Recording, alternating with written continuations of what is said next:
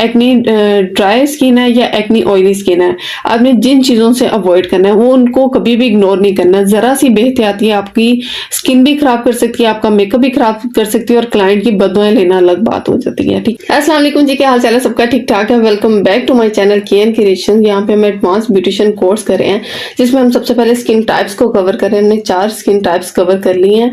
ठीक है, आज हम एक्नी स्किन के बारे में पढ़ेंगे जो कॉम्बिनेशन एक्नी और सेंसिटिव स्किन होती है। ये 3 स्किन टाइप इस तरह की हैं जब आप इन स्किन के साथ अपना बेस्ट काम करते हैं, चाहे मेकअप है, फेशियल है, स्किन पॉलिश है, कोई भी ट्रीटमेंट आप कोई भी अपना काम बेस्ट देते हैं ना, तो कभी भी आपका और क्लाइंट का कनेक्शन नहीं टूटता। तो ये 3 स्किन टाइप्स इस तरह के जिनको आपने पढ़ना नहीं है, आपने समझना है। मैंने कॉम्बिनेशन स्किन को भी बहुत आसान लफ्जों में बहुत ब्रीफली आपको समझाया कि जिस तरह नेचुरली कॉम्बिनेशन स्किन 2 पार्ट में डिवाइड होती है, ऑयली और ड्राई में डिवाइड होती है, हमने इसी तरह प्रोडक्ट को भी डिवाइड कर लेना है। उसी चीज को जो नेचुरली होता है उसी चीज को हम गाइडलाइन बनाते हैं और हम इजीली काम कर लेते हैं। बिल्कुल एक्नी स्किन और सेंसिटिव स्किन भी इसी तरह से, आप जब इनको समझ के इनके साथ अपना बेस्ट देंगे तो आप इट मींस कि आप बहुत अच्छे लेवल पे काम कर रहे हैं। ठीक है, अब एक्नी प्रोन स्किन की बेस ऑयली भी हो सकती है, ड्राई भी हो सकती है। मतलब कि आपको एक्नी ड्राई स्किन पर भी रह सकती है और ऑयली स्किन पे भी रह सकती है। ठीक है, अब जब हम एक्नी स्किन को समझने लगे हैं मेकअप के लिए, ठीक है, मतलब कि मेकअप की साइड कवर कर रहे हैं हम स्किन टाइप्स की, तो वो हमने एक्नी स्किन में से सबसे पहले व्हाइट हेड्स और ब्लैक हेड्स की जो स्किन टाइप है ना उसको साइड पे कर देना। वो बिल्कुल एक्नी की अलग टाइप है, आप उसको और तरह से ट्रीट करते हैं। ठीक है, तो बाकी जितनी भी टाइप्स हैं जिनमें टेक्सचर होता है दाने का, मतलब कि उभर के बाहर आया होता है, चाहे वो थोड़ा सा है, ज्यादा पस है, पस नहीं है, या गिल्टी है, कुछ भी टेक्सचर है, ठीक है, हमने उन टाइप्स को कवर करना है एक्नी प्रोन स्किन में।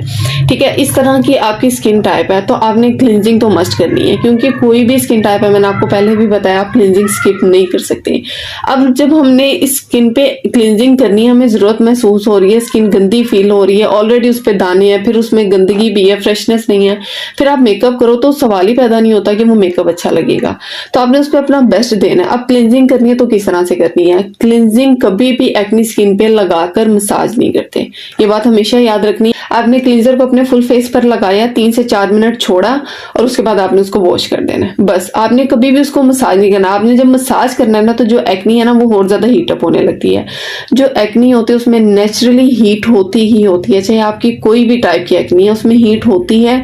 और जब आप उस पर मजीद मसाज करते हैं तो वो बहुत ज्यादा रेडनेस में आ जाते हैं, बहुत ज्यादा हीटअप होती है, तो मेकअप वहां पे ठहरता नहीं है। ठीक है, तो आप मेकअप करे ना करे, कभी भी एक्नी एरिया को आपने मसाज नहीं करना। ठीक है, दूसरी सिचुएशन कि अगर आपके पास एक्नी प्रोन स्किन है लेकिन एक्नी सिर्फ एक एरिया पे, या तो फोरहेड पर है, फुल फेस पे क्रीम लगाएंगे, फोरहेड का आपने मसाज नहीं करना, बाकी फेस का मसाज कर सकते हैं। इसी तरह अगर आपकी सिर्फ गालों पर एक्नी रहती है तो आपने उन एरियाज को छोड़ के बाकी अपने फेस का मसाज कर सकते हैं, लेकिन कोशिश करें मसाज करते हुए आपने कभी भी एक्नी एरिया पर नहीं आना। ठीक है, ये याद रखना है कि मैंने जिस जगह पे दाने हैं मैंने उस जगह पे हाथ सर्कुलर मोशन में नहीं चलाना, आपने दानों वाली जगह को टच ही नहीं करना, बस सिंपल।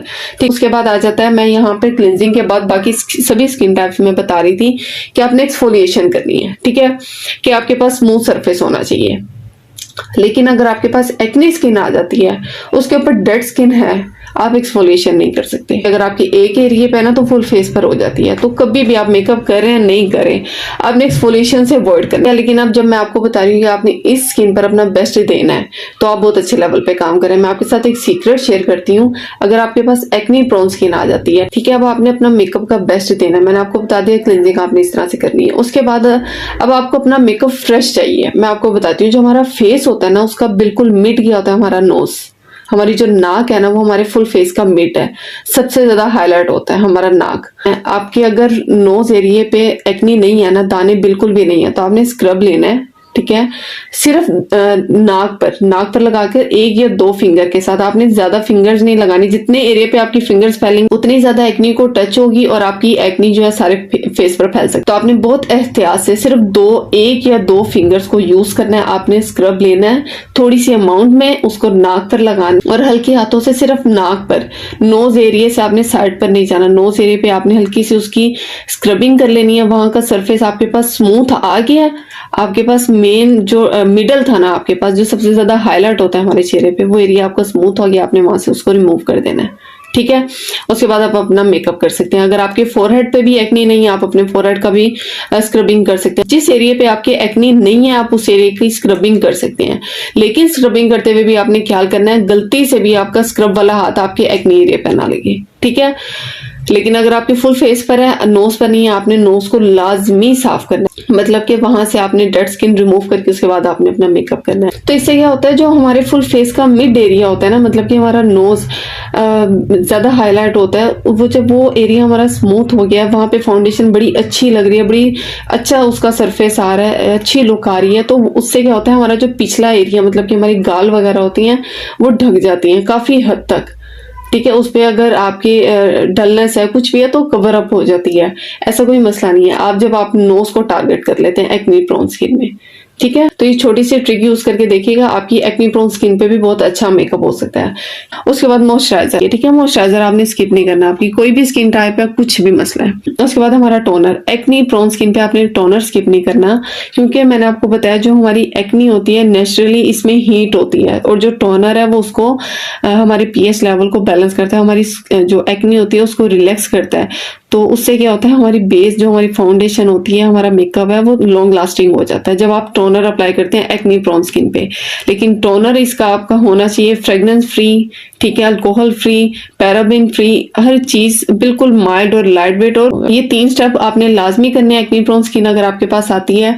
और इसके अलावा स्क्रब है, मैंने आपको बहुत ट्रिक के साथ बताया आपने करना है उसको किस तरह से यूज करना है एक्नी प्रोन स्किन में। उसके बाद आपकी एक्नी ड्राई स्किन है या एक्नी ऑयली स्किन है, आपने जिन चीजों से अवॉइड करना है वो उनको कभी भी इग्नोर नहीं करना। जरा सी बेहतियाती आपकी स्किन भी खराब कर सकती है, आपका मेकअप भी खराब कर सकती है, और क्लाइंट की बददुआएं लेना अलग बात हो जाती है, ठीक है।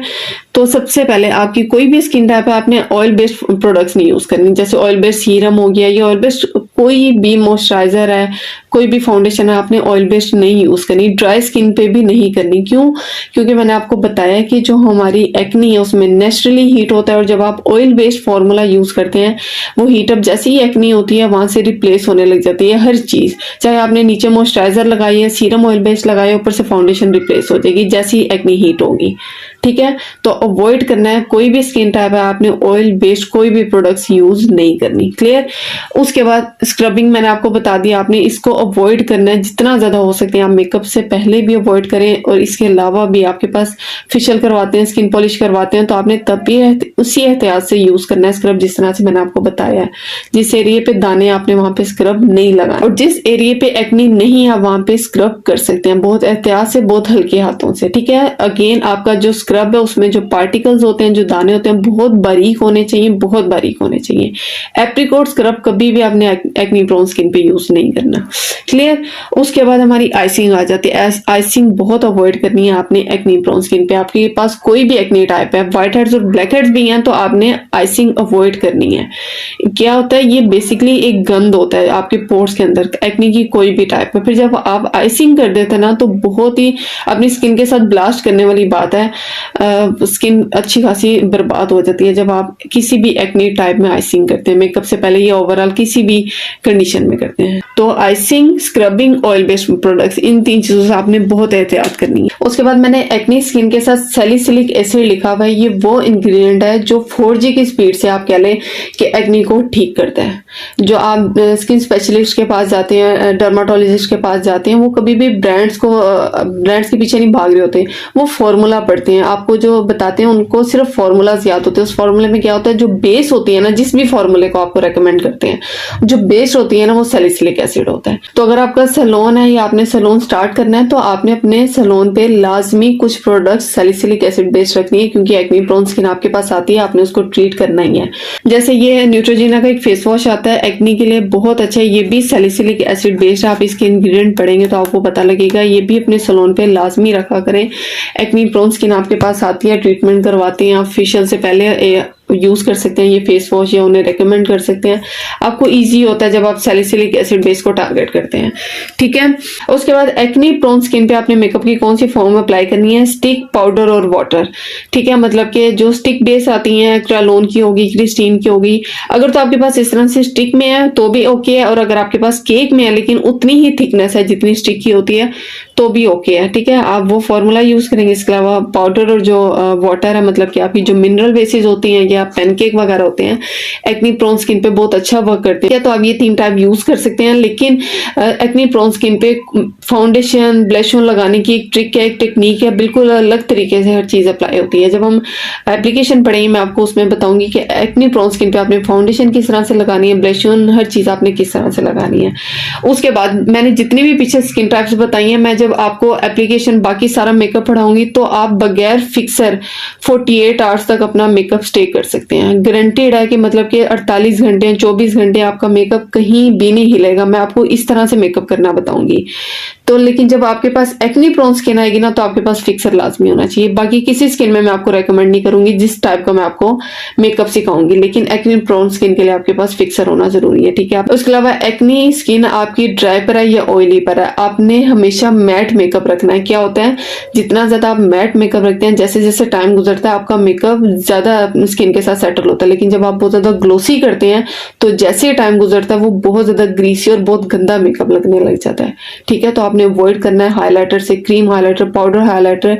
मैंने जब आपको ऑयली स्किन पढ़ाई थी तो मैंने आपको बताया था कि आप जो पाउडर हाइलाइटर है यूज कर सकते हैं, लेकिन मिनिमम। लेकिन जब आप एक्नी की तरफ आ जाते हैं, आपने पाउडर भी नहीं यूज करना। क्यों? क्योंकि एक्नी प्रोन स्किन पे टेक्सचर होता है, दाने उभरे हुए होते हैं। तो जब आप उस पर हाइलाइटर लगाते हो तो एक एक दाने का टेक्सचर बिल्कुल विजिबल हो जाता है, उससे आपका मेकअप और ज्यादा गंदा लगता है। अगर आपको हाईलाइटिंग पसंद भी है ना, तो जब तक आपकी एक्नी नहीं ठीक हो जाती आप हाइलाइटर से अवॉइड करें। तो उतना ही ज्यादा आपका मेकअप अट्रैक्टिव लगेगा, उतना ज्यादा अच्छा लगेगा जितना ज्यादा आप हाइलाइटर अवॉइड करेंगे अपनी एक्नी प्रोन स्किन पे। क्लियर? अब एक और बात मैं यहाँ पे क्लियर कर दूं, जब हम एक्नी प्रोन स्किन पढ़ते हैं तो उसमें व्हाइट हेड्स और ब्लैक हेड भी एक्नी की एक टाइप है।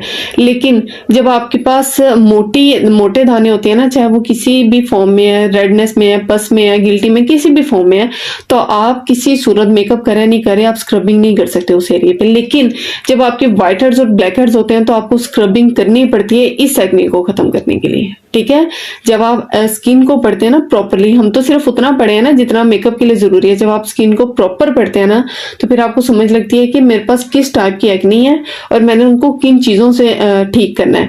एक साइड पर एक्नी है पस वाली, उस पर आप स्क्रब लगाएंगे तो आप बहुत ज्यादा स्किन के साथ खतरनाक काम करने वाली बात आ जाती है। लेकिन जब आपके पास व्हाइट हेड्स और ब्लैक हेड्स साइड आ जाती है एक्नी की, तो आपने स्क्रब लाजमी यूज करना है, आपने इसी से ठीक करना है। इसी से ही ठीक होते हैं, स्क्रबिंग से, एक्सफोलिएशन से, ठीक है, व्हाइट हेड्स और ब्लैक हेड्स। मैंने एक प्रॉपर फेशियल का तरीका बताया ब्लैक हेड्स और व्हाइट हेड्स वाली स्किन पे आपने किस तरह से फेशियल करना है और किस तरह से इसको परमानेंटली खत्म करना है, ठीक है जी। तो ये थी हमारी acne skin type. I hope कि आपको अच्छे से समझ आई है कि आपने इसको किन चीजों से एहतियात करनी है, क्या काम लाजमी करने हैं, मेकअप भी इस टाइप का अप्लाई करना है। तो आज की क्लास हेल्पफुल रही है तो वीडियो को लाइक करेगा, चैनल पे न्यू है तो चैनल को सब्सक्राइब कर ले। मिलेंगे इंशाल्लाह नेक्स्ट स्किन टाइप के साथ। सेंसिटिव स्किन को भी हम बहुत अच्छे से पढ़ेंगे। अपना बहुत सारा ख्याल रखिएगा। अल्लाह हाफिज।